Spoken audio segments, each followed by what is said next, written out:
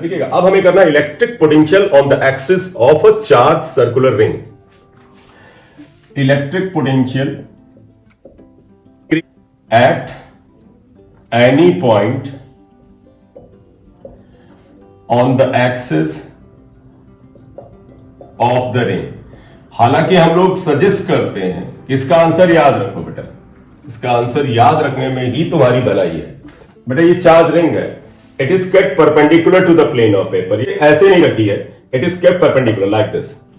इस पे total charge plus Q है, ये बेटा इस पे चार्ज प्लस क्यू। इसका सेंटर O है, रेडियस A ले रहे हैं क्योंकि इसमें ही हम आंसर इसका याद रखने का उम्मीद करते हैं।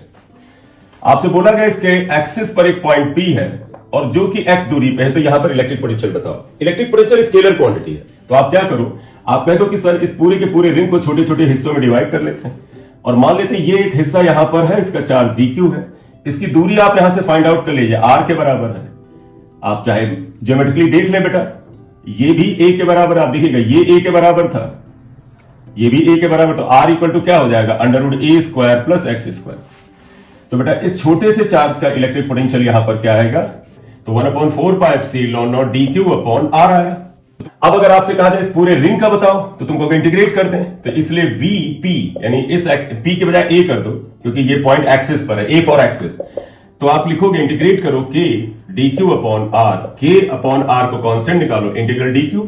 इंटीग्रल dq का मतलब हुआ बेटा इसके सर्कमफरेंस के सारे छोटे चार्ज को जोड़ो तो q आ जाएगा। तो ये फार्मूला तो बड़ा सिंपल सा आ गया, k upon r dq equal to q आ जाएगा। अब जरा वैल्यू रखिएगा, k को k रखो, q को q रखो, r की वैल्यू ये रख दो, तो ये देखो आ गया √a square plus x square. ये तो ये electric potential at any point on the axis of the ring का फार्मूला होगा 1/4 pi epsilon naught q upon √a square plus x square, where a is the radius, x is the distance of that point. Scalar quantity direction से कोई लेना देना नहीं है। बोले clear? Case ये कर सकते हैं, if point p is very close, मतलब नजदीक है बेटा, ये पॉइंट P क्लोज है लेकिन सेंटर पे नहीं है, then x is very smaller than a, therefore x square can be neglected। तब x स्क्वायर को नेग्लेक्ट कर सकते हैं, और x स्क्वायर को बेटा नेग्लेक्ट कर दो, जीरो रख दो, तो बेटा फिर पोटेंशियल जो हो जाता है 1/4 pi epsilon naught q upon, यहां से जीरो रख दो, तो √a स्क्वायर प्लस 0 स्क्वायर यानी कि kq अपॉन a आ जाता है, जहां पर a रेडियस है। तो देखो इलेक्ट्रिक फील्ड वही आ गया जो सेंटर के बराबर है। ये बताता है कि आसपास के नजदीकी पॉइंट पर इलेक्ट्रिक पोटेंशियल, मैं लास्ट में शायद गलत बोला था, वो वही इलेक्ट्रिक फील्ड है मैंने बोला, लेकिन पोटेंशियल की बात नहीं, ये वही इलेक्ट्रिक पोटेंशियल है जो इसके सेंटर पे आया था। देखो इतना ही तो आया था सेंटर पे। देखो बेटा electric potential due to thin charge sheet infinite size. ऐसे थिन चार्ज शीट लिया है बेटा, आप देखिएगा ये इनफाइनाइट चार्ज की एक थिन शीट है, आप ऐसे ब्रेक कर लीजिए, इनफाइनाइट है, चार्ज इसमें मान ले पॉजिटिव है, ये ले लिया, सरफेस चार्ज डेंसिटी सिग्मा है, आपसे ये बोला जाएगा, देखिएगा sheet is kept like this, ये हाथ को मेरी शीट आप मान ले, it is kept like this. आपसे बोला जाएगा आर दूरी पे यहां पॉइंट पे पोटेंशियल बताइए या इधर पोटेंशियल बताइए। हमने पहले भी किया था, याद करो, इलेक्ट्रिक फील्ड आर दूरी पे निकाला था, तो तुम्हारा आंसर आया था electric field is independent of R. तो हमसे बोला गया इधर एक पॉइंट P है, इस पॉइंट P की अगर इससे डिस्टेंस r के बराबर है, बेटा ये डिस्टेंस मान लो शीट की यहां से डिस्टेंस r के बराबर है, यहां पोटेंशियल बताइए। तो let P be the point at distance r where v is needed, v की आवश्यकता है बेटा। तो देखिएगा since E equal to minus dv by dr होता है and electric field at distance r, इस पॉइंट पे तुम्हें फार्मूला याद है, E equal to sigma upon 2 epsilon not था, रिमेंबर बेटा? Yes sir. ये आपको ध्यान होगा। तो बेटे देखिए ये तुम्हें ध्यान रखना है, इंफॉर्मेशन है, प्रीवियस नॉलेज है, इसका इस्तेमाल करके dv निकालते हैं। यहां से देखो dv equal to minus e dr, E की वैल्यू भी अब रखेंगे नहीं, बाद में रख लेते हैं, इंटीग्रेट करें, इंटीग्रल dv इक्वल टू, चलिए रख ही लेते हैं, integral e dr, integral dv को v रख लीजिए, माइनस इंटीग्रल E की value sigma upon 2 epsilon naught, dr आएगा, तो v equal to minus sigma upon 2 epsilon naught constant हो गया, और इंटीग्रल dr बेटा r हो जाएगा। तो अब एक खास बात देखो बेटा, इलेक्ट्रिक फील्ड में r नहीं आया था, लेकिन पोटेंशियल में आ रहा है, minus sigma upon 2 epsilon not r आ रहा है। तो इसका मतलब क्या बेटे बनाइए कि अगर ये पॉइंट P थिन शीट के नजदीक था, तो electric field it was independent of distance R, but electric potential does depend upon distance. ये एक रीजनिंग का अच्छा सवाल यहां से बना सकते हैं। क्यों? क्योंकि हमारे दिमाग में ये कम रहता है, वैसे भी हम इलेक्ट्रिक फील्ड से ज्यादा डील करते हैं, तो ये दिमाग से निकल जाता है। तो इसका मतलब हुआ that is V depends upon R, यानी डिस्टेंस पे डिपेंड करता है। Although E was independent of O, but आप देखें E was independent of R, यानी ई जो था आर के पावर 0 पे डिपेंड करता था, यानी आर पे डिपेंड नहीं करता था।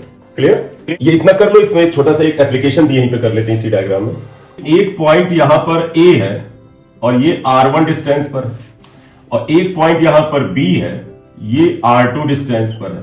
तो कहते हैं B और A पर जो पोटेंशियल आता है, ये इसका डिफरेंस बताओ। तो हमें पता करना है, we have to find out potential difference between A and B। तो हमें पता करना है VA माइनस VB। चलो आओ निकालते हैं। बताओ बेटा VA क्या आएगा? इस फार्मूले को मद्देनजर रखते हुए जरा VA लिखो बेटा। बताओ VA लिखें इसके अनुसार minus sigma upon 2 epsilon not. R की जगह A की डिस्टेंस R1। बोले बेटा, क्लियर? Yes, sir. और B के डिस्टेंस आप देखें क्या आता है। तो देखो ये क्या आएगा। तो हमने क्या किया, देखो A का फार्मूला ये लिखा इसकी सहायता से, फिर देखो ये माइनस साइन आएगा, और फिर बेटा इसकी सहायता लो, minus sigma upon 2 epsilon naught. देखिएगा बेटा ये माइनस यहां पर आया है, फिर ये माइनस इस फार्मूले से आया है, और R की जगह क्या लिखोगे? R2। ये आएगा। अब इसे थोड़ा सा प्लस माइनस को ध्यान रख के सॉल्व कर लो, देखो क्या आ जाता है। आप देखें sigma upon 2 epsilon not, sigma upon 2 epsilon not common निकाल लो, यहां आएगा माइनस R1 और यहां माइनस माइनस प्लस R2। तो इसलिए VA minus VB is equal to sigma upon 2 epsilon naught R2 minus R1 आएगा। हेडिंग दीजिएगा electric potential due to charged spherical shell. देखिएगा स्फेरिकल शेल का मतलब जो अंदर से खाली होता है। देखो ये एक स्फेरिकल शेल है, होलो फ्रॉम इनसाइड। आप इसे चार्ज देंगे सरफेस पे आएगा, तो इसका मतलब तुम कहोगे सिर्फ स्फेरिकल शेल ही नहीं बेटा, अगर एक सॉलिड कंडक्टिंग स्फीयर भी होता तो भी चार्ज सरफेस पे आता। तो अगर मैं यहां पर इसका एक डायग्राम ये भी बना लूं कि सॉलिड कंडक्टिंग स्फीयर भी होता, ये सॉलिड कंडक्टर है और कंडक्टर को चार्ज देते तो सरफेस पे आता। तो जब हम स्फेरिकल शेल बेटा चार्ज के केस में बात करते हैं, तो हमारा असली मतलब होता है जब चार्ज सरफेस पे आए तो आप उसे हॉलो स्फीयर की तरह डील करेंगे, वो चाहे सॉलिड कंडक्टर भी हो। बोले बेटा, क्लियर है ना? ये इसका रेडियस देखो बेटा R है, चार्ज जो इसको दिया गया Q है, सेंटर से कुछ दूरी पे एक पॉइंट P है जो बाहर है, यहां पर पोटेंशियल बताना है, R दूरी पे है, यही चीज यहां बना लो। रेडियस बेटा इसका कैपिटल R है, सेंटर से R दूरी पे एक पॉइंट P है, और हमें यहां पर पोटेंशियल बताना है सेंटर से। तो आप देखिएगा हमें यहां पोटेंशियल P पॉइंट पे बताना है। तो पहला पॉइंट आप बताइएगा, if R is greater than R that is point P is outside. Point P outside है बेटा। अगर पॉइंट P बाहर है तो आप बताओ बेटा, सबको याद है पोटेंशियल V आउटसाइड क्या होता था? 1/4 pi epsilon naught Q by R होता था। और ये स्फीयर बेटा ऐसे काम करता था जैसे इसका पूरा चार्ज सेंटर पे कॉन्सेंट्रेटेड है, और अगर इसका पूरा चार्ज सेंटर पे हम मान लें तो बताओ Q यहां पर है, R दूरी पे पोटेंशियल का यही फार्मूला आता था, यही चीज उस केस में होगा। सेकंड पार्ट आ जाइए, ये बेटा ध्यान रखिएगा, बड़ी इंपॉर्टेंट बात है। देखिए जब पॉइंट बाहर तो पोटेंशियल होता है Q बाई ये पूरी दूरी आती है। अब सेकंड पॉइंट को और ध्यान से देखिएगा, if R equal to capital R, मतलब ये R इसके R के बराबर, यानी पॉइंट P सरफेस पे आ गया, that is point P is on the surface, surface पे आ जाए। तो आप खुद देखिए बेटा, ये स्मॉल r की जगह कैपिटल R कर दीजिए, तो V surface equal to KQ by capital R आ जाएगा, इक्वेशन 2 आएगा। लेकिन एक आपके मन में एक और बात आ सकती थी कि सर हम क्या Q की जगह सरफेस चार्ज डेंसिटी को इंट्रोड्यूस कर सकते हैं? एक काम करो, यहां पर छोटा सा एक कैलकुलेशन कर लो। अगर चार्ज सरफेस पे बेटा स्प्रेड है तो सरफेस चार्ज डेंसिटी होता है चार्ज अपॉन एरिया, और बेटा स्फीयर का सरफेस एरिया होता है 4 पाई कैपिटल R स्क्वायर। तो Q को sigma into 4 pi capital R square से रिप्लेस कर सकते हैं। तो ये जो फार्मूला है 1 नंबर, इसमें अगर हम आगे चले जाएं तो V आउटसाइड को बेटे मैं ऐसे ही नहीं लिख रहा हूं, तुम्हारा कुछ एक आध खतरनाक न्यूमेरिकल, खतरनाक होता नहीं है लेकिन वो अक्सर जेईई मेंस के लेवल का न्यूमेरिकल हो जाता है, जिसमें हमें V को सिग्मा के टर्म में हर जगह पर रखना पड़ता है। तो आप इसे तब आप लिख दोगे, बस ऐसे केस में बेटा जब आप सिग्मा को इंट्रोड्यूस कराएंगे तो K को 1/4 पाई एप्सिलॉन नॉट लिख देंगे। तो 1/4 pi epsilon naught, Q is sigma into 4 pi R square upon R होता है 4 4 पाई कैंसिल होगा, तो आप देखें बेटा यहां पर क्या आ जाता है, v आउटसाइड का क्या फार्मूला है बोलो बेटा, sigma R square upon epsilon naught R. तो इस फॉर्म में भी बेटे इसे याद रखें। Yes sir. चलो इस वाले में भी यही सब्स्टिट्यूशन कर लो, Q की जगह पर ये वैल्यू रख ली जाएगी, K की वैल्यू आप डाल दीजिएगा, तो V सरफेस आ जाएगा 1/4 pi epsilon not sigma into 4 pi capital R square upon R। R से R कैंसिल हुआ, 4 पाई कैंसिल हो गई, तो बेटा V सरफेस आ जाता है sigma R upon epsilon not, ये इस तरह से आ जाता है, इसे 2 डैश लिख लो। तो खैर मोटे तौर पे ये जो इक्वेशन 1 और 2 है इसे जरूर ध्यान रखें। अब इनसाइड आते हैं, तुम सभी को ध्यान होगा कि चार्ज स्फेरिकल शेल जिसमें चार्ज सरफेस पे आता है, अंदर इलेक्ट्रिक फील्ड जीरो होता था, लेकिन बेटा इलेक्ट्रिक पोटेंशियल जीरो नहीं होता है, वो उतना ही होता है जितना सरफेस पे होता है। तो ये तीसरा पॉइंट सबसे इंपॉर्टेंट है, क्योंकि जल्दबाजी में हम इलेक्ट्रिक फील्ड वाला कंसेप्ट लगा जाते हैं। क्या केस 1 को हटा दो बेटा, देखो if R is less than R that is point P is inside, और जब बेटा पॉइंट P इनसाइड होगा तो फिर मैंने अभी बताया क्या था, V in is equal to V surface and that was बेटा 1/4 pi epsilon naught Q by R, ये था। और V सरफेस देखो ये आया था, आप इसको भी लिखना चाहे तो लिख दें, that is equal to sigma R upon epsilon naught. खैर जो Q के टर्म में आंसर आया ये, इसे ध्यान रखें, ये ज्यादा इंपॉर्टेंट है, इसे 3 नंबर लिखें। ठीक, तो इसका ग्राफ क्या बना बेटा, इसके हिसाब से ग्राफ देखें बेटे ऐसे आया, जैसे एक्स एक्सिस पे दूरी R ले लो, हम लोग ग्राफ ऐसे ही तो प्लॉट करते थे, अगर आपको ध्यान हो। क्या मान लीजिए ये सेंटर इसका इस ओरिजिन पे यहां रखा है, तो ये स्फेयर ऐसे रखा है यहां पर, तो इस स्फेयर की बाउंड्री यहां तक होगी, देखिए ये कैपिटल R हो गया। तो जब बाउंड्री यहां तक हुई तो ग्राफ जरा आप खुद ही एक बार अपनी कॉपी पे ही प्लॉट कर लीजिए, और फिर मैं करता हूं मिला लीजिए इसको। तो क्या आएगा, तुम कहोगे अंदर पोटेंशियल जीरो है ही नहीं, वो उतना ही है जितना सरफेस पे उतना अंदर है, तो ये कुछ ग्राफ ऐसे आएगा, क्या सेंटर से लेकर सरफेस तक पोटेंशियल सेम है, और फिर उसके बाद रेक्टेंगुलर हाइपरबोला के फॉर्म में ये बेटा डिक्रीज होता है 1/r, ये ग्राफ है। बोले क्लियर। अभी यहां एक खाली एक हॉलो स्फेयर ले रहे हैं, 2 हॉलो स्फेयर ले लें, 3 ले लें, उसको कर लें जल्दी से। बोले ओके सर। तीन वाला ले लेते हैं, कुछ पॉइंट मैं कर देता हूं, कुछ आप कर लीजिएगा। अगर तुम अभी जो ये 3 बातें यहां बताई हैं, और उसमें खास तौर पर 3 बातें, क्या बाहर इलेक्ट्रिक फील्ड होता है Q अपॉन वो पूरी डिस्टेंस स्मॉल r, सरफेस पे Q बाई R, और अंदर वही होता है जो सरफेस पे होता है। तो जो बात आप करा रही है वास्तव में न्यूमेरिकल बन जाता है, और बड़ा सिंपल सा इसका आंसर आता है। तो आप देखिएगा हेडिंग के फॉर्म में मैं कर जरूर ले रहा हूं, लेकिन ये न्यूमेरिकल है। Electric potential due to concentric spherical shell. Naturally charge है, मतलब जब हम चार्ज वाला पढ़ रहे हैं तो खाली स्फेयर थोड़ा रखें, चार्ज शेल है। ये ऐसे ले रहे हैं, देखो एक ये बेटा स्फेयर है, इसका रेडियस हम ले लेते हैं R1 के बराबर, और इसको चार्ज Q1 दिया गया है, इसको घेरे हुए एक दूसरा स्फेयर है, इसको चार्ज Q2 दिया गया है, और इसका रेडियस R2 है। एक तीसरा एक स्फेयर हो गई। हाँ बेटा सर सही आई। ठीक, तो देखो बेटा ये तीसरा हम ये ले रहे हैं, ये है, इस पे चार्ज Q3 है और डिस्टेंस या रेडियस R3 है। ध्यान से देख लो बेटा क्या है, inner sphere charge Q1 radius R1, इस वाले का रेडियस R2, इसके ये चार्ज Q2 का मतलब समझना बेटा, इसके पूरे सरफेस पे चार्ज Q2 है, चार्ज Q3 का मतलब सरफेस पे चार्ज Q3 है, और रेडियस R3 है। इसमें ऐसे पूछा जाता है, क्या ये कहते हैं कि अगर कोई पॉइंट P इसके अंदर है, यहां पर अगर है तो यहां पोटेंशियल बताइए, और इस दूरी को अगर हम R के बराबर लें, late P be the point at distance R। बेटा देखो इसको करने का तरीका ये होता है कि एक छोटी सी सावधानी आपको रखनी चाहिए। क्या सावधानी मात्र ये है कि जितने चार्ज ये मौजूद हैं Q1, Q2, Q3, इन तीनों की वजह से यहां पे पोटेंशियल पता करो। तो मैं तो ऐसे करता हूं, क्या potential at P is equal to potential due to the charge Q1, due to the charge Q2 and due to the charge Q3। Even मैं तुमको ये भी बताऊं बेटा, इनमें से किसी चार्ज को प्लस माइनस लेना वो भी लिख सकते हो। मान लो ये चार्ज माइनस Q2 है, तो इसे माइनस के साथ ले लेना, तो ये माइनस Q2 यहां लिख लो। जरा आप बताइएगा, पार्टिसिपेट करिएगा सभी लोग। देखो बेटा पॉइंट P पर Q1 की वजह से पोटेंशियल क्या आएगा, Q1 चार्ज के लिए पॉइंट P इस छोटे स्फेयर के अंदर है, और तुम्हें याद है अंदर पोटेंशियल होता है 1/4 pi epsilon not Q1 by R1 होता है, क्योंकि किसी स्फेयर के अंदर पोटेंशियल उसके सरफेस के बराबर होता है। बोलो इतनी बात क्लियर है? Yes sir. ठीक, अब आप एक चीज और बताइएगा, ये जो ये मिडिल वाला स्फेयर है, इस पे चार्ज माइनस Q2 है, इसके लिए भी पॉइंट P देखो अंदर है बेटा, तो बताओ इस वाले मिडिल स्फेयर के अंदर ही पॉइंट है, और जब पॉइंट अंदर हो तो पोटेंशियल वही होता है जो स्फेयर के सरफेस पे हो, तो बेटा इसकी वजह से भी पोटेंशियल आ जाएगा 1/4 pi epsilon not minus Q2। Charge को विद साइन रखोगे, और बताओ बेटा इसके अंदर ये पॉइंट है, और जब पॉइंट अंदर हो तो पोटेंशियल उतना ही होता है जितना सरफेस पे हो, सरफेस पे पोटेंशियल क्या होता है अपॉन R2। इसी तरह देखना बेटा, बड़े वाले स्फीयर Q3 की वजह से भी ये पॉइंट अंदर है, और जब स्फीयर के अंदर पॉइंट हो तो पोटेंशियल बेटा उस पर सरफेस के बराबर होता है 1/4πε0 Q3/r3। तो ये आंसर आया। तो ये केस पहला मैं ये डाल ले रहा था, क्या, if r is less than r1। देखो हमने क्या डाला, ये जो रेडियस r1 है इससे छोटा r था, यानी ये अंदर था। बोले इतनी बात क्लियर? Yes, sir. इसको आप बड़ा साफ सुथरा लिखना चाहें कि सर के कॉमन ले लें तो बच्चों वाली बात है, लिखना हो लिख लो, नहीं तो कोई मतलब नहीं है। वो तो मैंने बता दिया, उसको अरेंज तो आप कर ही लेंगे ना बेटा। ये आया।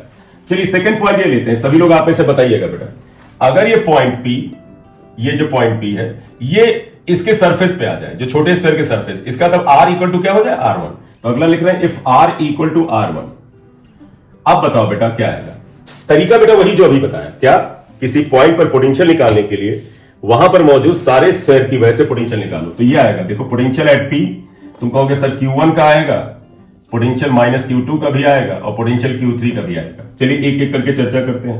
Q1 का पोटेंशियल क्या होगा, 1/4πε0। बेटा बताइएगा, पॉइंट P सरफेस पे आया है, यानी इनर स्फीयर के सरफेस पे है, और सरफेस पे पोटेंशियल क्या होता है, Q1/r1। फिर देखिएगा Q2 स्फीयर के अंदर है, और अंदर उतना ही पोटेंशियल होता है जितना इसके सरफेस पे है, तो K माइनस Q2/r2।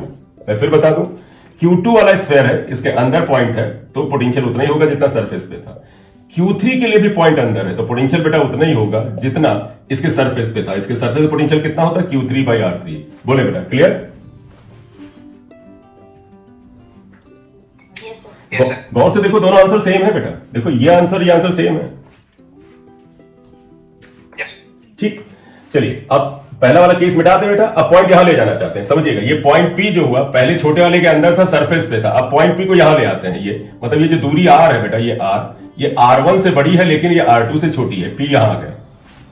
तो केस 3 ये लेते हैं, if r is greater than r1 and less than r2। आपको दिख रहा है इस समय बेटा मिडिल और इसके बीच में है, तो यहां पर पोटेंशियल निकाल ले रहे हैं। आइएगा, जो लोग कर सकते हैं बेटा, जैसे ही पॉइंट में बताऊं वैसे आप सॉल्व कर लीजिए और फिर मेरे से मैच करिए।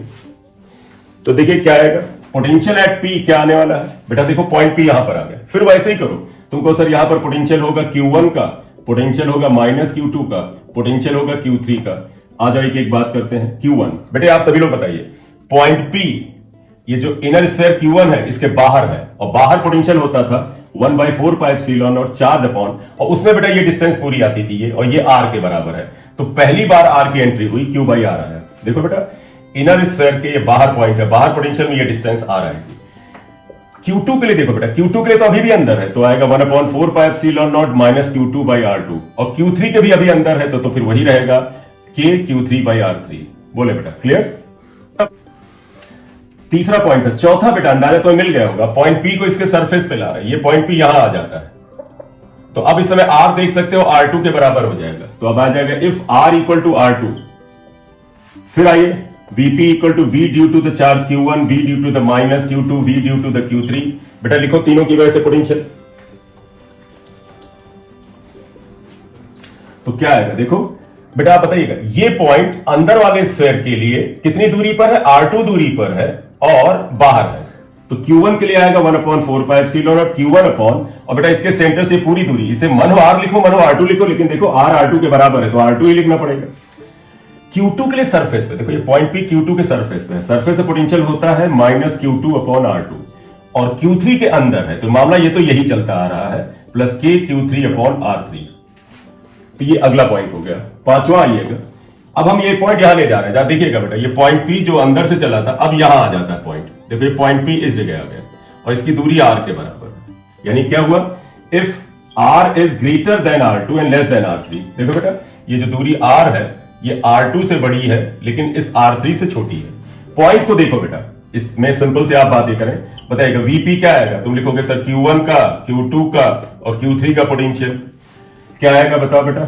Q1 के लिए देखो, Q1 के लिए यानी इनर स्फीयर के लिए बाहर का पॉइंट है, तो आएगा 1/4πε और Q1 बाई, और ये दूरी R है बेटा तो R ही लिखना पड़ेगा।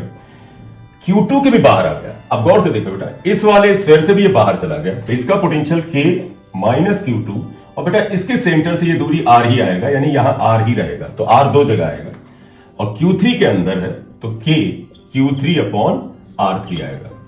बोले क्लियर? Yes, sir.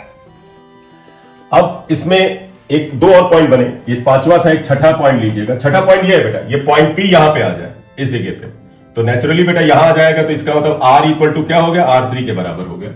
तो if R equal to R3, बताओ बेटा पॉइंट अगर यहां पर है तो देखो इस स्फेयर के लिए बाहर का पॉइंट है, मिडिल स्फेयर के लिए भी बाहर पॉइंट है, तो यह आएगा VP equal to VQ1 V minus Q2 VQ3। Q1 आएगा K, Q1 के लिए बाहरी पॉइंट है तो Q1 बाई R3, R3 लिखेंगे क्योंकि R की जगह R3 लिखना है। Q2 के लिए आएगा K माइनस Q2 अपॉन बेटा R3 ही आएगा, देखो क्योंकि Q2 के लिए ये बाहर पॉइंट है, बाहर पॉइंट में पूरी दूरी ली जाती है और ये R3 के बराबर है। और बेटा बाहर वाले स्फेयर यानी तीसरे आउटर मोस्ट स्फेयर के सरफेस पे है, सरफेस पे पोटेंशियल तो वही होता है Q3 अपॉन R3 के बराबर। अब एक लास्ट पॉइंट हुआ कि ये पॉइंट बाहर चला जाए, तीनों कॉन्सेंट्रिक स्फेयर के बाहर चला जाए, तो आखिरी पॉइंट में बेटा हम ये ले रहे हैं, ये पॉइंट P इज आउटसाइड, यहां आ गया, तो ऑब्वियस सी बात है बेटा देखो ये दूरी अब आ रही होगी, ये ना तो R1 के बराबर ना R2 ना R3 के बराबर, तो लास्ट केस आता है if R is greater than R3, इसका मतलब पॉइंट तीनों कॉन्सेंट्रिक स्फेयर से बाहर है। इस केस में आइएगा पोटेंशियल Q1 की वजह से, पोटेंशियल माइनस Q2 की वजह से, पोटेंशियल Q3 की वजह से निकालेंगे। बताओ बेटा इस Q1 के लिए भी बाहरी पॉइंट, Q2 के लिए भी बाहरी पॉइंट, Q3 के लिए भी बाहरी पॉइंट, जब पॉइंट बाहर होता है तो ये दूरी ही आती है, तो जानते क्या आएगा 1/4 pi epsilon not Q1 by ये दूरी बेटा R, 1/4 pi epsilon not minus Q2 by, देखो Q2 के लिए भी यही दूरी ली जाएगी R, और Q3 के लिए भी बेटा यही दूरी आएगी 1/4 pi epsilon not Q3 by R। तो इसमें हर जगह R आ जाएगा, R को कॉमन लिख के थोड़ा और सिंप्लीफाइड फॉर्म में लिख सकते हो। बोले बेटा ये क्लियर है? Yes, sir. ठीक, तो बेटा यहां पर आज हमने मुझे लगता है काफी पार्ट करा दिया है पोटेंशियल का, और ये सब पार्ट अगर आप लिंक करके जाएं तो बड़ा सिंपली आते हैं, लेकिन इसमें से ज्यादातर पार्ट बड़े इंपॉर्टेंट है। मुझे उम्मीद है कि आप इस समय पहले से ज्यादा टाइम अपने आप को दे रहे होंगे पढ़ाई में। Okay, sir. ठीक, लिख लिया है, मैं हटाऊं बेटा, और थोड़ा टाइम भी हो गया है। थैंक यू बेटा, good night. Good night, sir. Good night बेटा। तो बेटा इस लेक्चर में हम लोगों ने इलेक्ट्रिक पोटेंशियल से रिलेटेड कई सारी बातें की। जो लेटेस्ट बात की वो it was electric potential due to the concentric spherical shells. ये काफी इंपॉर्टेंट होता है, इसे कर लें। अगर इस चैनल पे आप पहली बार आए तो इसे सब्सक्राइब कर लीजिए, और अगर वीडियो देखें तो लाइक कर दिया करिए। Thank you very much.